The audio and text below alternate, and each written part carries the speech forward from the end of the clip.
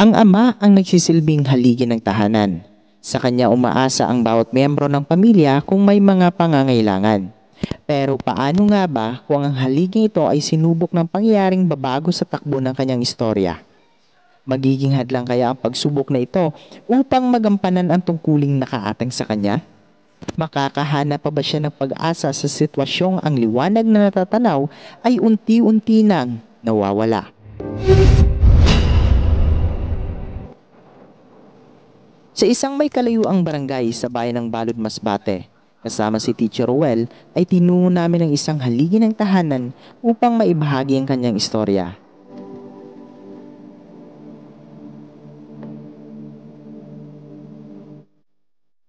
Dito, nakilala ko ang isang amang bagamat may mga masasayang ngiting pinapakita, ay may malaking kalungkutan palang dinadala.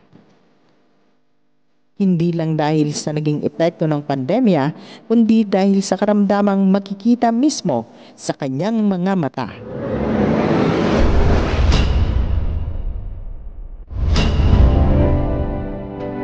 Ako si Vicente Francisco, taga Tinyangan Tunga, Balud Masbate. Kung nagkapangayo sa bulig, ay sinunod maloy sa akon. Mabuligan yung kala ko sa akon, problema sa akong mata. Na hindi na po makakita. Ando ako pamatay na makakita. Maigo siya karamdaman sa iya mata na i-share niya subong kung paano pa nangyari. Bisay na nga ako sa akong mata sa March 2020. Noong March 2020, nangyari ang mata ko dahil kay wala gani kami sang kwarta na gastos sa pamasahin lang sa pagkadto sa Manila. Huwag kami kakadto nga daan. Kagamoy nangyari sa akong mata na hindi na gid makakita. Kag-ari kami di subong ano lang sa ari ako subong sa akong balay purupong ko lang kay hindi mabudlayan man ako sa akong paglakaton. Anong naging dahilan si Nicole na pagkakuan sa imong mata? Nasa pamilya nyo ba o talagang na-aksidente kamo sa inyong pangyayari? Ang dahilan sa akong mata na umpisa lang ini sa sore eyes. Na sore eyes tapos bang na-impeksyon. Na-impeksyon sa tanga tinubuan sang bukol sa ubos. Basta ang amo atong ginumpisahan na basta nga daw nagdako. Kay layo man sa ospital galing sa probinsya, kay wala sang kwarta, ngay gastos pa sa pamasahe na lang. Naway ko paano sa ospital. Amo ining nangyari nga daw nadula ang kon sa akong mata. Panulok. To dang way man sa aksidente ko na infection lagi sa sore eyes. Na-experience na ba na magpakonsulta sang medyo naramdaman mo na nga wala daw nagalain na gid imo pamatsyag sa mata? Sang purmero nagkuan man try man kami sa Rojas.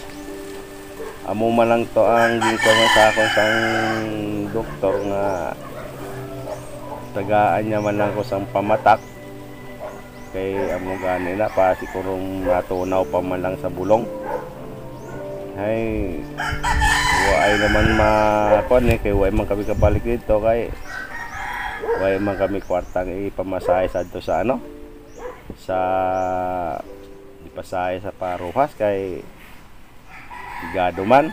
Nakisakay lang para nakisakay na lang kami. Mapacheck lang yun. Oo, para mapacheck up lang ang mata ko. Wala man sila naging findings na kung anong tawag sa sakit mo sa mata? Ay man, kaya mo man lang atong gingkuan niya sa akon, nga ko naman katuan sa akon kung anong nangyari sa mata ko. Kaya siling ko sa sore eyes lang ini nag-umpisa. Siguro na infection siguro kay tinubuan sa bukol sa ubos bala. Opo. Oo. Amo atong nangyari tapos wala namang daw parang nagapos pamula ang mata ko sa to. Amo atong kuan dahilan umpisa na ano Opo. daw na impeksyon. Oo. Sang wala pa pakul ina na pangyari sa imo, ano mga aktibidad na nahihimo mo na naapektuhan sang nagkaigwa ka na sina nga karamdaman? Kuan man ko sa to sakay-sakay man ako pudupon man ko sa pangisda. Opo. Kag siyempre pigado, mapilit ka na lang gid sa pangisda para makita ka man nga may kuan man sa pamilya. Ay amo na ang muni ang kuan daw siguro na binat. Tapos ito wala ka na nakaupod sa lawod, iluksin eh. Pagka kuan sa to nagaupod-upod pa man ko. Pagyapon. Oo, gaupod pa man ko kay Kailangan gid. kailangan ay hindi man pwede nga Bali daw kuan mo na lang imo na batsyagan. Oo, palipas na lang Oo, para makapangabuhay lang gid, no? Oo, gimbali wala ko na lang ato, hindi ko way ko na lang pagkuan ang akong kung sa akong mata. Medyo makakita pa man. Tuwang ko lang nga pang-upod sa lawod. Isa, ano man ko, pangasag. Opo. Isang uli, nga hindi ko nagig kaya. Amo na itong nag-stop na ako sa pagpangasag. Gaano ko kahirap sang nakaramdam ka na sinanakwan? Mabudlay. Hindi ako makakita daw, bisan sa paglakat mo. Hindi ka katikang mayo kay base kung may masandaran ka kung ano. Kay kung masandaran mo ha, base kung matumba ka pa kag isa ka daan taas man ang dugo ko daw ay blood mo kung kisa. Kay ang konsa ako sa doktor sa una high blood ko. Amo nang why ko nagalakat ang kulang isa sa nga kuan. Di base ba may mabungguan ko kung matumba ko? Opo. Sa subong niyo po na sitwasyon, sino na lang po nag-aalalay sa imo? Kung kisa, lalayan ko sing apo ko diyo, yung gamay, nawira niya ko sa kamot, kag dalon niya man ko daan, tigo man magkuhan, dalon niya ko dakon sa portahan, kung kisa, si ninit gid ang ang asawa ko gid ang kuan sa akon kung nagkaragad to abi ko sa baybay. Kaya hindi man ko kalakat na kung bisan lapit na lang gid, hindi ko kakon kay base pabunggo ko da sa udan. O sa subong wala may nakikita ka pa ba na kuan? Ang kuan sa akon mata sa pabat ang kuanabi sa isang doktor sa akon sang una. Kaya ang sa sulod sang akon mata, pimi na lang naka-open. Opo. Wala na naga-close. Amo nang nakunan sang doktor. Kag nang mabudlay na kuno kay nang manipis. Manipis ang akon ko sa akong mata. Unang hindi hadlok sila magkuan sa akon mata kay base kuno kung makuan na gid bala. Mabuslot bala ang kay manipis. Unang kuan sa ako. So sa subong ang nagapangabuhay na lang sa inyo ang asawa niyo po. Asawa ko na lang nagatrabaho. Kag isang bata ko abing isa sa Manila, amo lang na. Nagapupadala man. Suro supply man. Oo, pupadala man sa bulan. Pero tagdo tayo lang. Kulang pa gid no sa Kulang gid. pang-adlaw-adlaw. Kulang gid. Kaya way naman sa amon sang way man sa akon sang may nagapadala. Kung ano. Bigado gid ako subong. Wala ka naging ma-follow up, mapa-check up dahil sa sa kahirapan or kapigaduhon. Way na gid kay nabalik man tani ko sa tong nagpa-check up ako sang wala pa sang pandemic. Ay kay way naman kuan. Wala naman kwarta. Isang pamasahe ay kay ang mga bata man dire. Way man sang ibilin nga konsumo. Amo ni way kami kay lakat pa kadto.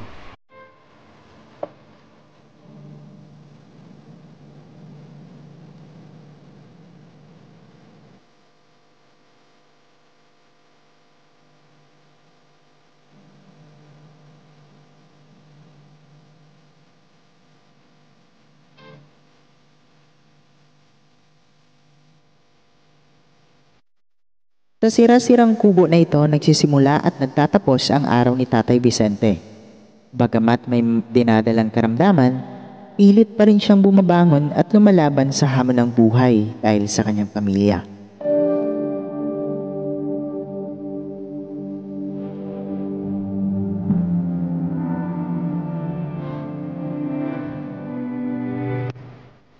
Sa subongkol, ano na mga ang kaya mo pa himuon, mga ilog na.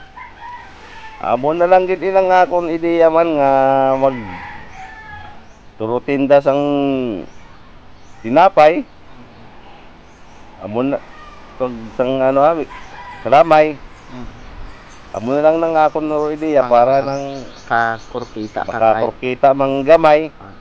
Bisan pang ano-ano na lang da. Paano sinakol kung hindi mo nakuha ng kwarta, nagasalig ka na lang nga sa tiwala sang nagabakal. Oo, kung may magbakal, ginahambal ko na lang sa ilang, napamangkot ko sila kung pila ni imo kwarta. Kung halimbawa, 20, ila kwarta, Opo. ginabaton ko man lang na, kag kung may sinsilyohan, so sinsilyohan ko man, kay ginalain-lain ko man ang piso, lain man ang 5. Pero kung kaysa, may nag-aimpong gid nga 5 sa piso, ay mahatag ko man to. Ay kang ibang gabaton mo lang. Huwag na magsilinga. Tingin ko 5 masinga nga 5 man eh. Oo. May iban, gakwang gid ginabalikid nila ang ano, kung sobra. May ara yang baton na nga baton, bisa sobra ang imo sensilyo. Baklan gani ko da sang mga pike. Ay, Allah. Oo. Grabe, no? Ginasamantala ang Oo. kahinaan mo. Anong nababatyagan mo sinakol na pangyayari? Nagasakit man ang buot mo kung mga ilog sina na Oo, ano pinsaran ko man nga man ila bal ano man nila nga amo ako sini. Bakla pa nila ko sang pike nga korta. Ay, kung kesa makay ihatag ko nga sinsilyo, ibalik naman sa akong kay piki ko no. Ay, ilisan ko naman to sang hindi. Oo. Abo nang nakuha nila sa akon. Opo. Maliban sinakol na sa gamay mga tindahan, kita nato no, may gamay gid siya. Oo. Opo. Pero may mga pwede mabakal. Ano pang iban mo kol na pinagkukunan na pansuporta kahit papaano? O ay nagid amo lang ina. Sang dati anong mga naobra mo maliban sa pagpalawad kol? Nagasang May mga alaga ka palawad man na pa ilog ako. sina?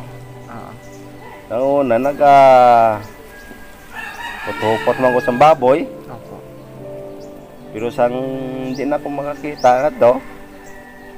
So na amat-amat lang ato dula man kay way naman kita sang siporta bisan sa pagpamaw kay Opo. way naman kita amo adto nga daw naguntat na lang Opo. hasta subong.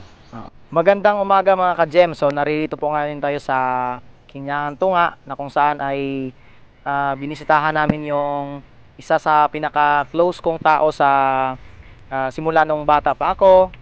Yung isa sa pinaka-masakit na nakita ko ngayon sa kanyang kalagayan ay ang hindi na siya makakita. So ako nga pala si Mr. Ruel Albay of Barangay Kinyangan Tunga, Balod, Masbate. Si Uncle Vicente po, Francisco, ay isa sa kilala kong tao dito sa barangay namin na kung saan ay halos magkahalintulad po yung mga naranasan namin sa buhay. Minsan magkakasama kami dito sa, kung nakikita ninyo yung dagat na yan, pag low tide, so magkakasama kami na humahanap ng kung ano-anong lamang dagat dyan na kumbaga makapagkitaan ng pera. At marami pang hanap buhay na kung saan kami ay nagkakilala, nagkasama-sama. So hanggang sa ngayon po na ako ngayon ay naging isa ng guro at naging estudyante ko yung mga anak niya, dalawa niyang anak. At dito ko nalaman na iba na pala yung kalagayan niya ngayon. Kaya medyo masakit sa akin, sa kalooban ko na malaman ko yung kalagayan niya ngayon. Kaya ang ginawa ko nga, no, nung nagkandak ako ng home visit, dito ko lang nalaman na ganito na pala kalala yung karamdaman niya. So, narito po ako ngayon para hindi po sa aking sarili, kundi humihingi po ako ng tulong ninyo sa kalagayan ngayon ni Uncle Vicente. Tulong pinansyal, espiritual, o kung ano-ano pa mang tulong na pwede nyong maitulong sa kanya. So, malaking pasasalamat na po namin yan sa inyo kung kayo po ay makatulong sa kanya. Sa mga nagkakita ko sa aton, anong pwede mo masiling kung ma-advise ba nga kung may ginabatsyag na sa lawas, anong kung baliwalion balila o hindi nila dapat abusuhon nga magtrabaho lang gid perme napapabayaan na ang ila kalusugan. Ano masasiling mo sa nakos? Makuha ko sa akong mga kapareho man nga puntani kung may ginabatyag na sa lawas, magpaka hindi lang sila magpilit sa pagpalawod kung ano man nila obra na para hindi na mapiktuhan ng ila lawas para sa akon. Ang una, sa may na ang lawas ko, pilit ko lang Sige. pagita kay pigado man nga para may makita ka man, may ibakal ka man sang pagkaon. Okay. Last mo na lang call na kwan, masiling. Nga ako lang makuamantani nga kung sino man ang maluoy sa akong subong sitwasyon, nga kung sino man makakita sa akong akong sitwasyon nga amon gabay pangutani nga maluoy man kamo sa akong mga buligan yung mga bisan kung maoperahan man ng bisan isa ko lang kamata makakita, pasalamatan ko ginakadako kaysa subong hindi ko yan makakita, duwa ko kamata nabulay ang gid ako. Amo lang nangako nga na kung sino man ang maluoy sa akon ipigado gid ko kag kung sino man ang maluoy sa akon pagbulig sa akong problema sa akong mata, kasi kung pwede nyo man ako mabuligan ang akong problema kay wala gid pigado gid ang akong pangabuhi kay ang akong asawa trabaho lang sa balay. May mga bata pa kami nga apat ka bilog. Subong nag-eskwela man. Ang isa nga akong obra man sa Manila pero sa sulod lang sa balay man. Pigado gyud ni subong. Kung may maluoy man sa akon problema sa akong mata, pangayo na ko bulit ibang kung sino man ang maluoy sa akon.